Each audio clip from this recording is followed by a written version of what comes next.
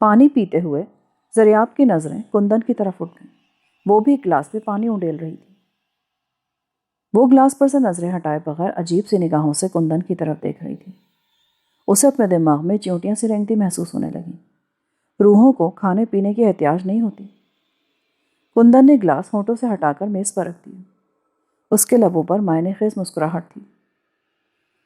زریاب سوچ رہی تھی کہ کیا کندن واقعی زندہ ہے اور گوشت پوست کی عورت ہے، لیکن نمران نے تو بتایا تھا کہ اس کی بیٹی کندن 10 سال پہلے مر گئی تھی۔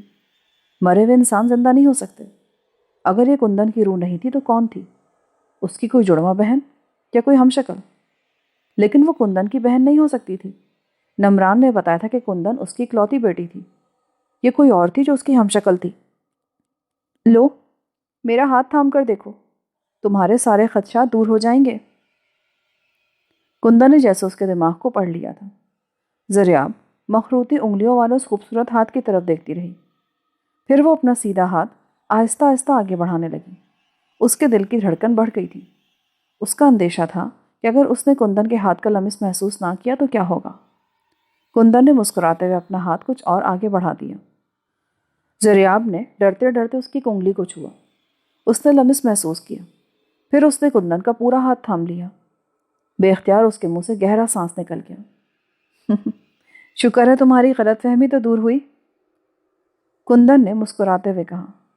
اسی وقت خوشنما اور زرمک ناشتہ لے کر آ گئے۔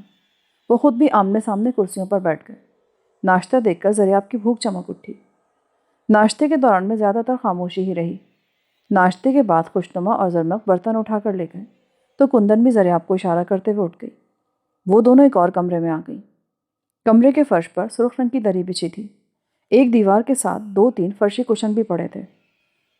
کندن ایک کشن سے ٹیک لگا کر بیٹھ گئی۔ بیٹھو زریاب۔ 10 سال پہلے کیا ہوا تھا کندن؟ تم نے فصیل سے چھلانگ کیوں لگا دی تھی؟ اتنی بلندی سے کودنے کے باوجود تم زندہ کیسے ہو؟ مجھے مردہ تصور کر لیا گیا تھا۔ اب بھی بہت سے لوگ یہی سمجھتے ہیں کہ میں مر گئی تھی اور میری لاش جنگلی جانور گھسیٹ کر کہیں لے گئے تھے، لیکن حقیقت کچھ اور تھی۔ مگر تمہیں سب کس نے بتایا؟ جاگیردار نمران نے۔ بابا نے؟ تم ملی تھی بابا سے؟ کیسے ہیں وہ؟ چند روز پہلے وہ رات کے پچھلے پہر میرے کمرے میں آئے تھے۔ اس کمرے میں کوئی خفیہ دروازہ ہے۔ تفصیل سے کوئی بات نہیں ہو سکی تھی۔ خامس کو پتہ چل گیا تھا کہ میرے کمرے میں کوئی موجود ہے۔ انہیں بڑی عجلت میں وہاں سے جانا پڑا۔ وہ رکھیل شاہ کی قید میں ہے اور گوپانگ اور خامس ان کی نگرانی کے لیے موجود رہتے ہیں۔ بابا کیسے ہیں؟ بیمار ہے، لیکن مجھے یقین ہے کہ اگر انہیں اس قید سے نجات دلا دی جائے تو ان کی بیماری چند ہی روز میں دور ہو جائے گی۔ میں ان کی تلاش میں ہوں۔ مجھے ان تک پہنچنے کا راستہ نہیں مل رہا۔ اس حویلی کے نیچے تم سرنگوں کا جال تو دیکھ ہی چکی ہو۔ بڑے خفیہ اور پراسرار راستے ہیں۔ کچھ راستے مسمار ہو چکے ہیں۔ مجھے پتہ نہیں چل رہا کہ بابا کو کہاں رکھا گیا ہے۔ کاش میں ان تک پہنچ سکوں۔ تمہارے بابا کے کہنے کے مطابق حویلی سے نکلنے کے لیے 4 خفیہ راستے ہیں، جن میں سے ایک مسمار ہو چکا ہے۔ شاید اس کی سرنگ بیٹھ گئی ہے۔ ایک راستہ اسی کمرے سے ہے جہاں مجھے رکھا گیا تھا، اور ایک کچن میں کسی جگہ۔ مجھے امید تھی کہ تمہارے بابا 1-2 دن میں پھر مجھ سے رابطہ کریں گے، لیکن ایسا نہیں ہوا۔ میرے خیال میں گوپانگ وغیرہ کو پتہ چل گیا ہوگا۔ ہو سکتا ان کی نگرانی سخت کروا دی گئی ہو، لیکن تم لوگوں نے مجھے وہاں سے کیوں نکالا؟ تمہاری جان خطرے میں تھی۔ رکھیل شاہ کا خیال ہے کہ تم بابا کی کوئی قریبی رشتہ دار ہو اور بابا نے تمہیں جاگیر کی وراثت کے سلسلے میں بلایا ہے۔ رکھیل شاہ تمہیں قتل کروا دینا چاہتا تھا۔ اگر تم 1-2 دن اور وہاں رہ جاتی تو وہ لوگ تمہیں قتل کر کے لاش کسی زیر زمین سرنگ میں پھینک دیتے اور دنیا والوں کو کچھ بھی پتہ نہ چلتا۔ پر تمہیں سب کچھ کیسے معلوم ہوا؟ زریاب نے الجھی ہوئی نظروں سے اس کی طرف دیکھا۔ درویش پور میں رکھیل شاہ کے دفتر میں ایک ہمدرد موجود ہے۔ یہ اطلاع مجھے اسی نے دی تھی۔ تم واقعی کندن ہو یا اس کی کوئی ہم شکل؟ میں کندن ہی ہوں۔ 10 سال پہلے رکھیل شاہ نے جاگیر پر قبضہ جمانے کے لیے ایک خوفناک منصوبہ بنایا تھا۔ اس کا ایک ہی طریقہ تھا کہ مجھ سے شادی کر لے۔ میں بابا کی اکلوتی اولاد ہوں، کوئی بہن بھائی نہیں ہے۔ قانونی طور پر جاگیر کی وارث میں ہی ہوں۔ مجھ سے شادی کر کے رکھیل شاہ جاگیر پر قابض ہو سکتا تھا۔ اس نے بابا سے میرے رشتے کی بات کی، مگر بابا نے صاف انکار کر دیا۔ بابا سے مایوس ہو کر اس نے مجھ پر ڈورے ڈالنے شروع کیے۔ ایک روز میں نے اس کے منہ پر تھپڑ مار دیا۔ اس وقت اس نے برداشت کر لیا لیکن وہ انتقام کے لیے موقع کی طاق میں تھا۔ ان دنوں حویلی میں کچھ چہل پہل ہوا کرتی تھی، خاصے نوکر تھے، شہر سے مہمانوں کی آمد و رفت بھی رہتی تھی۔ جاگیر کا سارا حساب کتاب رکھیل شاہ کے ہاتھ میں تھا۔ بابا تو بس گھوم پھر کر ہی وقت گزار دیا کرتے تھے۔ ایک روز اتفاق سے بابا کو پتہ چل گیا کہ رکھیل شاہ لاکھوں روپے غبن کر چکا ہے۔ بابا نرم مزاج کے ہیں، انہوں نے رکھیل شاہ کو صرف وارننگ دینے پر اکتفا کیا۔ یہی ان کی سب سے بڑی غلطی تھی۔ اگر وہ کوئی سخت قدم اٹھاتے تو آج یہ صورتحال نہ ہوتی۔ رکھیل شاہ بڑا کینہ پرور آدمی ہے، وہ اندر ہی اندر انتقام کی آگ میں سلگتا رہا۔ اور پھر ایک رات بابا شہر گئے ہوئے تھے، میں اپنے کمرے میں سو رہی تھی کہ کھٹکے کی آواز سن کر میری آنکھ کھل گئی۔ رکھیل شاہ کو اپنے کمرے میں دیکھ کر میں بدحواس سی ہو گئی۔ اس نے مجھ پر دست درازی کی کوشش کی، مگر میں بھاگ کر کمرے سے باہر آ گئی اور دوڑتی ہوئی فصیل پر پہنچ گئی۔ حویلی کے بعض نوکر میری چیخوں کی آواز سن کر جاگ گئے۔ اس روز شہر سے کچھ مہمان بھی آئے ہوئے تھے، وہ بھی جاگ گئے۔ رکھیل شاہ میرے پیچھے فصیل پر پہنچ گیا۔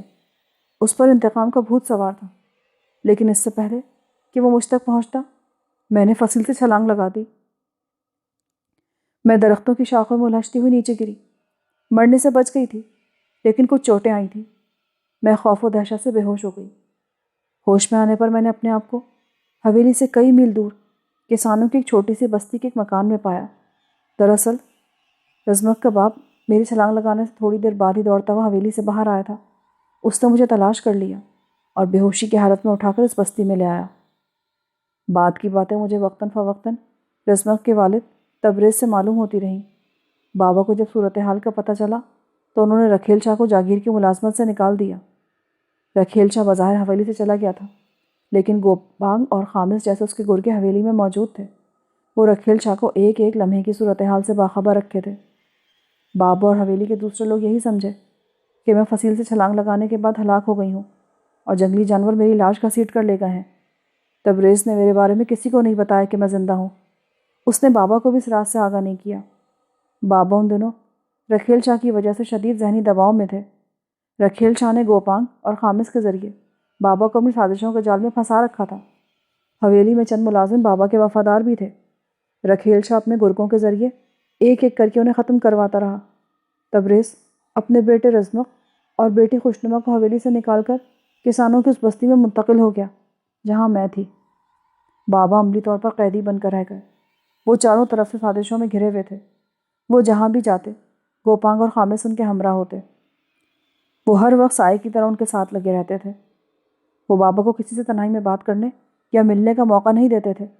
حویلی میں تبریز ایسا واحد آدمی تھا جو بابا کا وفادار تھا، لیکن وہ بھی بے بس ہو کر رہ گیا تھا۔ اور پھر ایک روز رکھیل شاہ نے اسے بھی قتل کروا دیا۔ رزمق مجھے اور اپنی چھوٹی بہن خوشنما کو لے کر کسانوں کی اس بستی میں نکل گیا۔ خوشنما اس وقت 6-7 سال کی تھی۔ رکھیل شاہ کو میرے بارے میں علم تو نہیں تھا، لیکن اس کے آدمی رزمق کی تلاش میں تھے۔ رزمق اس وقت گبرو جوان تھا، لیکن وہ اکیلا ان کا مقابلہ نہیں کر سکتا تھا۔ وہ مجھے اور خوشنما کو ان انسانی بھیڑیوں سے بچانا چاہتا تھا۔ وہ ہم دونوں کو لے کر اس ملک سے ہی نکل گیا۔ رزمق نے وفاداری کا حق ادا کر دیا۔ ان 10 برسوں کے دوران اس نے بہت سختیاں برداشت کی، بڑے دکھ اٹھائے، لیکن ہم دونوں کو ذرا بھی تکلیف نہیں ہونے دی۔ ہم دونوں نے تعلیم پر اپنی توجہ مرکوز رکھی۔ رزمق نے ہماری ہر خواہش پوری کی۔ اس نے ہم دونوں کو کبھی احساس نہیں ہونے دیا کہ ہمارا باپ نہیں ہے۔ کچھ عرصہ پہلے رزمق ہمیں لے کر وطن واپس آ گیا۔ اس نے ہمیں کولاچی میں چھوڑا اور خود صورتحال معلوم کرنے کے لیے درویش پور آ گیا۔ دفتر میں ایک ایسے آدمی سے رابطہ قائم ہو گیا جو اب بھی بابا کا وفادار تھا۔ اس نے بتایا کہ بابا سخت بیمار ہیں اور رکھیل شاہ کی قید میں ہیں۔ رکھیل شاہ نے بابا کو حویلی میں قید کر کے جاگیر کے نظام پر قبضہ کر لیا تھا۔ اس نے حویلی کے تمام نوکروں کو نکال دیا۔ جن پر کسی قسم کا شبہ تھا انہیں موت کے گھاٹ اتار دیا۔ حویلی پر قبضہ کرنے کے لیے اس نے بڑے لمبے چوڑے منصوبے بنا رکھے ہیں۔ رزمق نے ان کھنڈروں میں تہہ خانہ دریافت کر لیا۔ یہاں سے تقریباً 1 میل دور کسانوں کی ایک چھوٹی سی بستی ہے، لیکن ہم نے کبھی اس بستی کا رخ نہیں کیا۔ رزمق نے ضرورت کا ہر سامان یہاں جمع کر رکھا ہے۔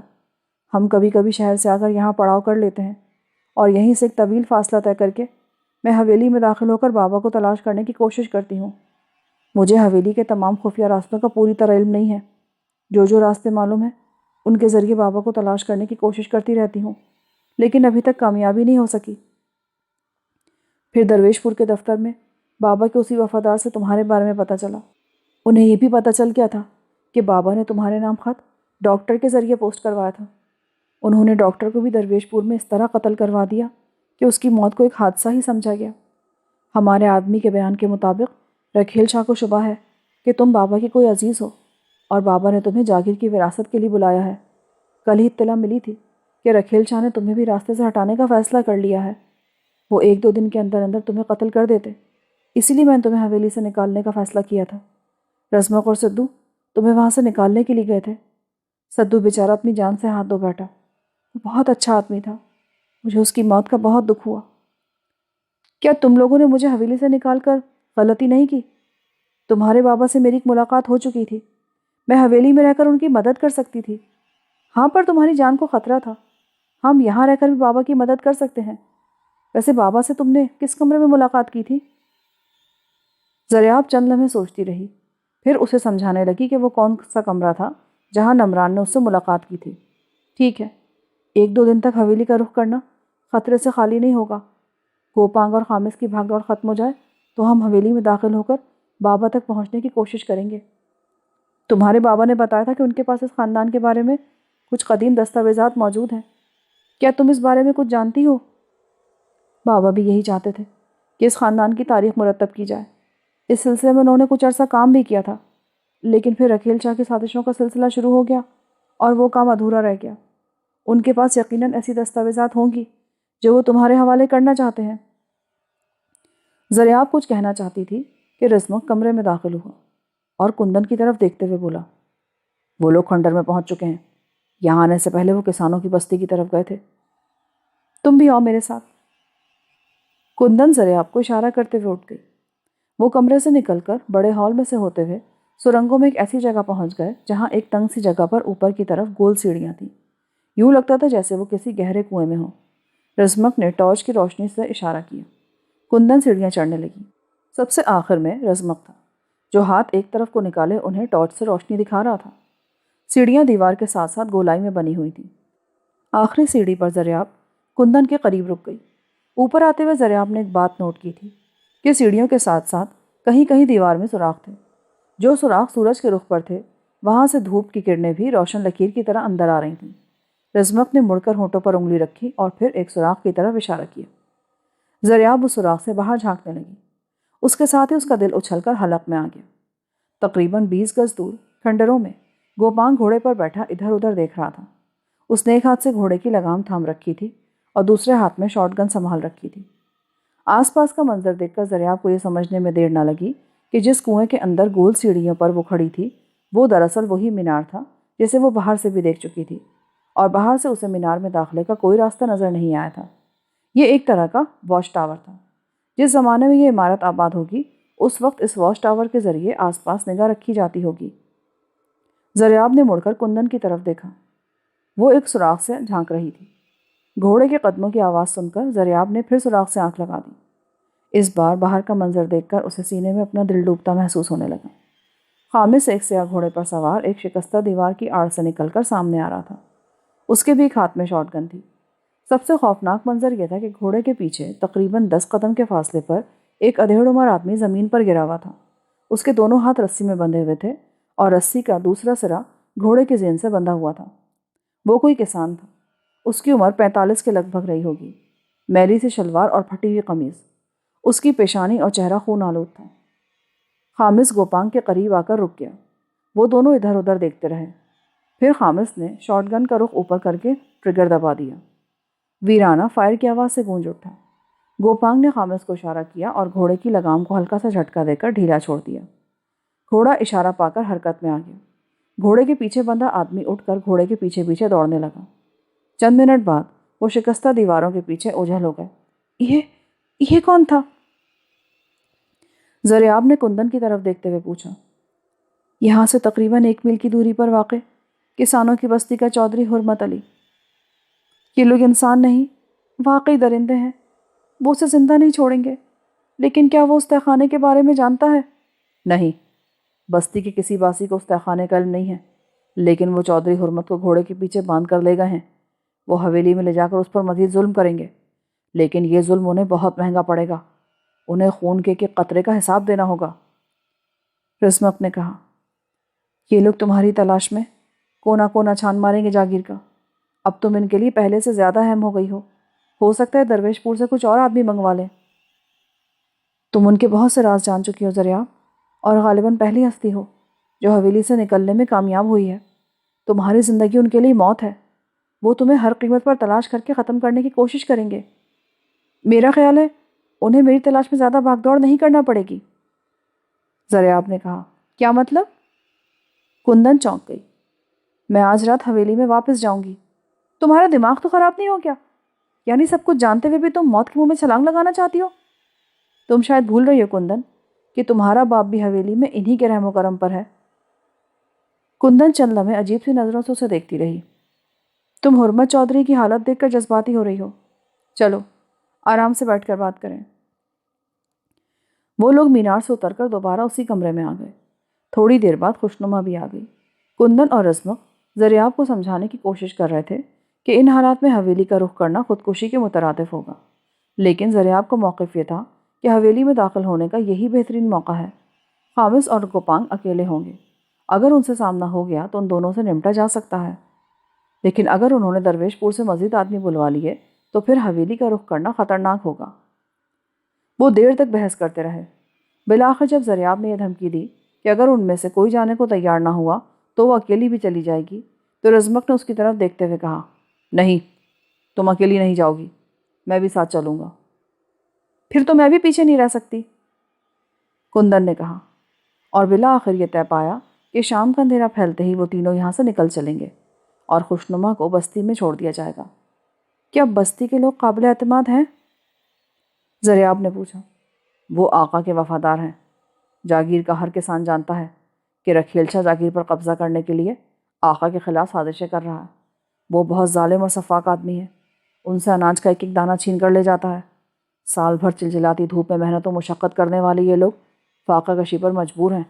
یہ اس کے خلاف آواز نہیں اٹھا سکتے، لیکن انہیں یہ معلوم ہے کہ ان کا آقا زندہ ہے۔ وہ ایک امید پر جی رہے ہیں۔ وہ اپنی جان دے دیں گے مگر آقا زادی کے بارے میں کسی کو کچھ نہیں بتائیں گے۔ لیکن وہ چودھری حرمت کو کیوں پکڑ کر لے گئے؟ کسی اور کو بھی تو پکڑ سکتے تھے وہ۔ غلطی میری ہے۔ تم نے شاید اس گھوڑے پر توجہ نہیں دی جس پر خامس سوار تھا۔ یہ وہی گھوڑا تھا جو ہم نے خامس کی پٹائی کے بعد حاصل کیا تھا۔ مجھ سے غلطی یہ ہوئی کہ میں نے وہ گھوڑا چودھری حرمت کے حوالے کر دیا تھا۔ گوپانگ اور خامس پہلے بستی میں گئے تھے۔ چودھری کے پاس یہ گھوڑا دیکھ کر وہ سمجھ گئے ہوں گے کہ وہ ہمارے بارے میں جانتا ہے۔ انہوں نے بستی کے گھر کی تلاشی لی ہوگی اور پھر حرمت کو پکڑ کر اس طرف آ گئے۔ اگر چودھری حویلی تک پہنچ گیا زندہ تو وہ اس سے ہمارے بارے میں معلوم کرنے کی کوشش کریں گے۔ لیکن تم لوگوں نے بتایا تھا کہ بستی یہاں سے تقریباً 1 میل دور ہے، لیکن تم ہمارے آنے سے پہلے اس تہہ خانے میں پہنچ گئے تھے۔ کیا 1 میل کا فاصلہ سیکنڈوں میں طے ہو جاتا ہے؟ میں اس ٹیلے کے دوسری طرف پہنچا ہی تھا کہ مجھے کھیتوں میں چودھری حرمت مل گیا۔ میں نے گھوڑا اس کے حوالے کیا اور خود اس طرف آ گیا۔ میں نے اسے ہدایت کی تھی کہ وہ جتنی جلدی ممکن ہو سکے گھوڑے کو کہیں اور بھجوا دے، لیکن شاید اسے موقع نہیں مل سکا اور اس طرح وہ ان کے قابو میں آ گیا۔ کیا تمہارے خیال میں خامس یہاں تک دوڑتا ہوا آیا ہوگا جبکہ گوپانگ اپنے گھوڑے پر سوار تھا؟ زریاب نے اسے گھورا۔ خامس واقعی بدرو ہے۔ فاصلے اس کے لیے کوئی معنی نہیں رکھتے۔ وہ گھوڑے سے زیادہ تیز رفتاری سے دوڑ سکتا ہے۔ تو بہرحال یہ طے ہوا کہ ہم سورج غروب ہوتے ہی یہاں سے نکل چلیں گے۔ ہاں ٹھیک ہے۔ اس کے بعد وہ مختلف موضوعات پر باتیں کرتے رہے۔ اس تہہ خانے میں زریاب کو وقت کا کوئی اندازہ نہیں تھا، لیکن رزمق گزرنے والے ایک ایک منٹ سے واقف تھا۔ سورج غروب ہونے کے تقریباً 1 گھنٹہ پہلے وہ خوشنما کو لے کر چلا گیا۔ 1 گھنٹہ گزرنے کے بعد کندن بھی زریاب کو لے کر ایک اور راستے سے باہر آ گئی۔ اس طرف ٹیلے کے سامنے نشیب میں لہلہاتے ہوئے کھیت تھے۔ وہ ٹیلے سے اتر کر کھیتوں کے کنارے آ گئی۔ کچھ ہی دیر بعد رزمق 3 گھوڑے لے کر وہاں پہنچ گیا۔ تم گھوڑ سواری کر سکتی ہو؟ رزمق نے زریاب سے پوچھا۔ ہاں، شوقیہ طور پر گھوڑ سواری سیکھی تو تھی۔ تو یہ لو، سنبھالو یہ گھوڑا۔ رزمق نے اپنے گھوڑے سے اتر کر ایک سفید گھوڑے کی لگام اس کے ہاتھ میں تھما دی۔ گھوڑے پر زین کسی ہوئی تھی۔ وہ گھوڑے پر سوار ہو گئی۔ کندن اور رزمق بھی اپنے اپنے گھوڑوں پر سوار ہوئے اور تینوں حویلی کی طرف روانہ ہو گئے۔ حویلی کے قریب پہنچنے تک انہیں کوئی دشواری پیش نہیں آئی۔ انہوں نے گھوڑے درختوں سے باندھ دیے اور تاریکی میں ہی حویلی کی طرف چلنے لگے۔ خفیہ راستے کے قریب پہنچ کر عظمت نے اپنے کندھے پر لٹکے ہوئے تھیلے میں سے ایک ٹارچ نکال کر ان کی طرف بڑھا دی۔ ایک ٹارچ اس کے پاس بھی تھی۔ پتھر ہٹا کر خفیہ راستے سے اندر داخل ہونے کے بعد انہوں نے اپنی اپنی ٹارچ جلائی اور زیر زمین سرنگ میں چلنے لگے۔ کندن سب سے آگے تھی۔ تقریباً آدھے گھنٹے بعد وہ ایک جگہ سرنگ سے باہر آ گئے۔ باہر آنے سے پہلے انہوں نے اپنی اپنی ٹارچیں بجھا دی تھیں۔ رزمک کے دائیں ہاتھ میں ایک چاقو نظر آ رہا تھا۔ حویلی پر سناٹا طاری تھا۔ زریاب آنکھیں پھاڑ پھاڑ کر تاریکی میں چاروں طرف دیکھ رہی تھی۔ وہ کمرہ کس طرف ہے؟ جہاں بابا سے تمہاری ملاقات ہوئی تھی؟ میرے ساتھ آؤ۔ زریاب یہ کہتے ہوئے ایک طرف چلنے لگی۔ 2-3 عمارتوں کے پاس سے گھوم کر وہ ایک جگہ رک گئی۔ تقریباً 20 گز دور ایک کمرے کی کھڑکی سے زرد سی روشنی نظر آ رہی تھی۔ میرا خیال ہے وہ گوپانگ کا کمرہ ہے، اس طرف آؤ۔ اور وہ ایک عمارت کے پیچھے سے گھوم کر دوسری طرف آ گئے اور پھر کتوں کی غراہٹیں سن کر تینوں ٹھٹک کر رک گئے۔ غراہٹوں سے یوں لگ رہا تھا جیسے وہ کچھ کھا رہے ہوں۔ وہ تینوں آوازوں کی طرف دیکھ رہی تھیں۔ پھر انہیں 2 کتے نظر آئے جو اپنے سامنے پڑی ہوئی کسی چیز کو کھا رہے تھے اور غالباً اسی لیے وہ کتے ان پر نہیں لپکے تھے۔ زریاب نے ٹارچ جلائی۔ روشنی کا دائرہ اس چیز پر پڑا جس پر کتے منہ مار رہے تھے۔ اس نے فوراً ٹارچ بجھا دی، لیکن اس ایک لمحے کی روشنی میں اس نے جو کچھ دیکھا تھا وہ اسے دہلانے کے لیے کافی تھا۔ وہ حرمت چودھری کی لاش تھی۔ زریاب کا کلیجہ منہ کو آ گیا۔ کندن اور عظمت نے بھی چودھری کی لاش دیکھ لی تھی۔ کندن اگر اپنے منہ پر ہاتھ نہ رکھتی تو اس کی چیخ حویلی کی خاموش فضا میں دور تک پھیل جاتی۔ رزمک پر عجیب سی کیفیت طاری تھی۔ اس نے قریب کھڑی کندن کے ہاتھ میں ٹارچ تھمائی اور چاقو سیدھا کرتا ہوا 2 قدم آگے بڑھا۔ کتے اسے آگے آتے دیکھ کر خوفناک آوازوں میں غرانے لگے۔ رزمک 2 قدم اور آگے بڑھ گیا۔ وہ اچھی طرح جانتا تھا کہ ایسے میں خوخار کتوں کے سامنے آنا خودکشی کے مترادف تھا، لیکن وہ حرمت چودھری کی لاش کی بے حرمتی نہیں دیکھ سکتا تھا۔ اس نے ایک اور قدم آگے بڑھایا ہی تھا کہ ایک کتا زور زور سے بھونکنے لگا۔ رزمک رک گیا۔ اسی لمحے عمارت کی دوسری طرف سے خامس کی آواز ابھری۔ وہ کتوں کے نام لے کر پکارا تھا، راکی، شیما۔ رزمک واپس آ جاؤ، جلدی کرو۔ زریاب نے اسے سرگوشی کی۔ رزمک تیزی سے واپس آ گیا۔ کتے اس مداخلت کار کو پسپائی اختیار کرتے دیکھ کر ایک بار پھر اپنے شکار کی طرف متوجہ ہو گئے۔ ان کے منہ سے غراہٹیں اور چپڑ چپڑ کی آوازیں سنائی دے رہی تھیں۔ اس طرف، ہم اس عمارت کے اوپر سے گھوم کر دوسری طرف پہنچ جائیں گے، جلدی کرو۔ وہ دبے قدم اٹھاتے ہوئے عمارت کے پچھلی طرف آ گئے۔ انہیں اصل راستے پر آنے کے لیے ایک طویل چکر کاٹنا پڑا تھا۔ جہاں کتے حرمت کی لاش ادھیڑ رہے تھے اس طرف سے اب خامس کی آوازیں سنائی دے رہی تھیں۔ یوں لگ رہا تھا جیسے کوئی نوعمر لڑکا غصے میں چیخ رہا ہو۔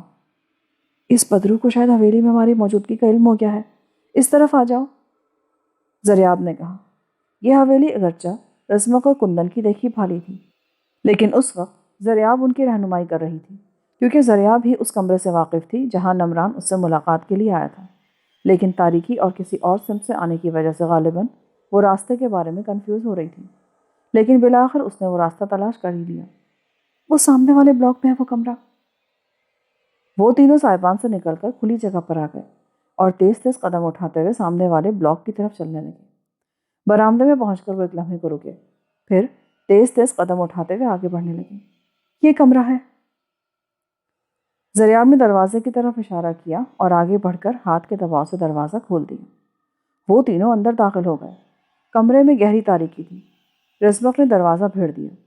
زریاب نے ٹارچ جلائی اور اس کی روشنی میں کمرے کا جائزہ لینے لگی۔ اس کا سوٹ کیس اور دوسری چیزیں جوں کی توں پڑی تھی۔ یہ دیوار، اس جگہ سے شک ہو گئی تھی۔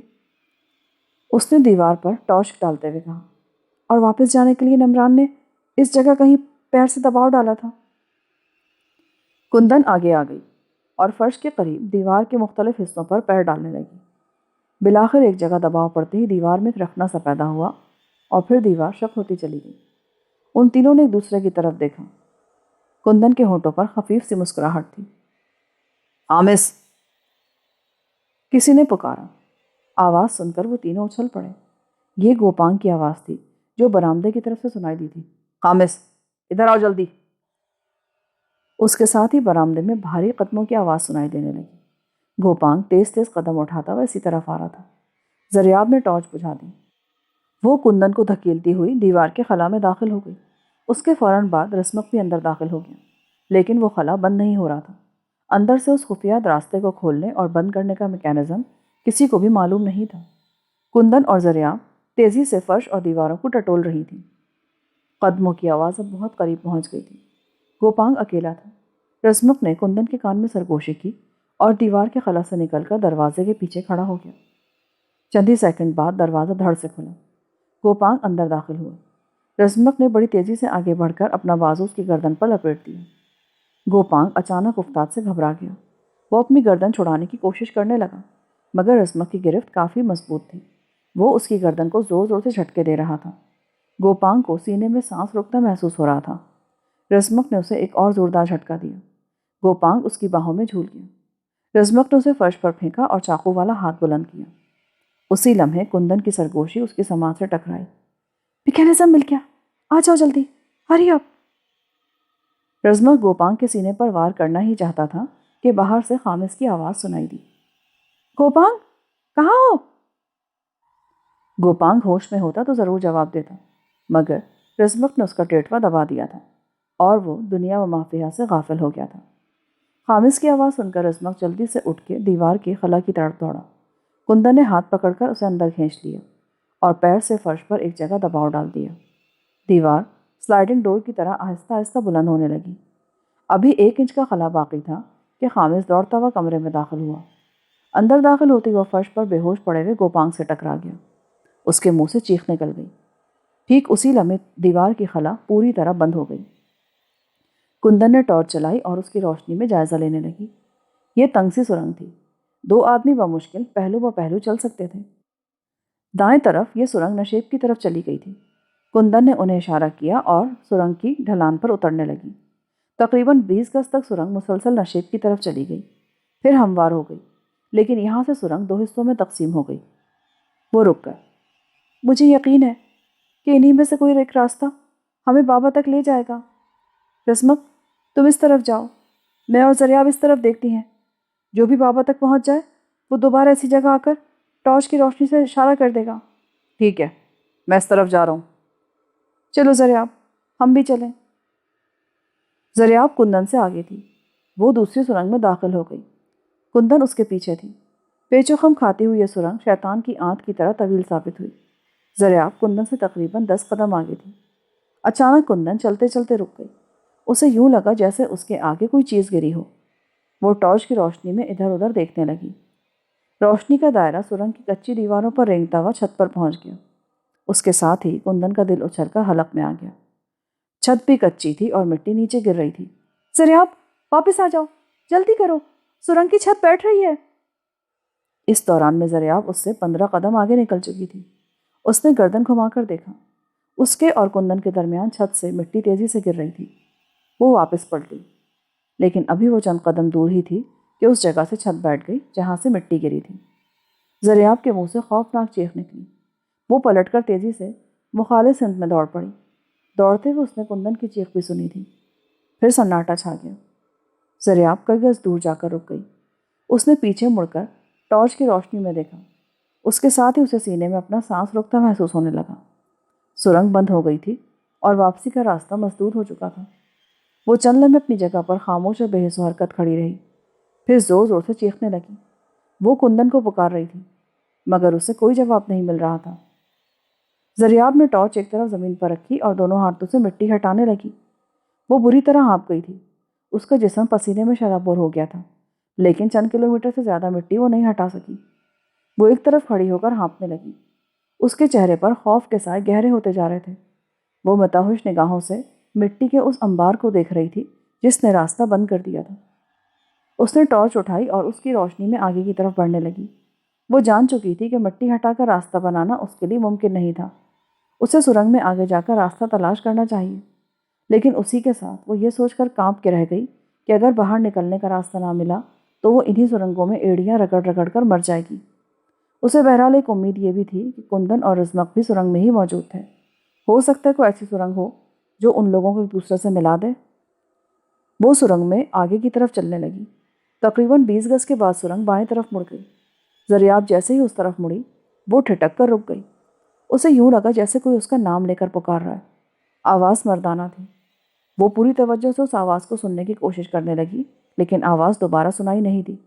وہ اسے اپنا وہمہ سمجھ کر آگے چلنے لگی۔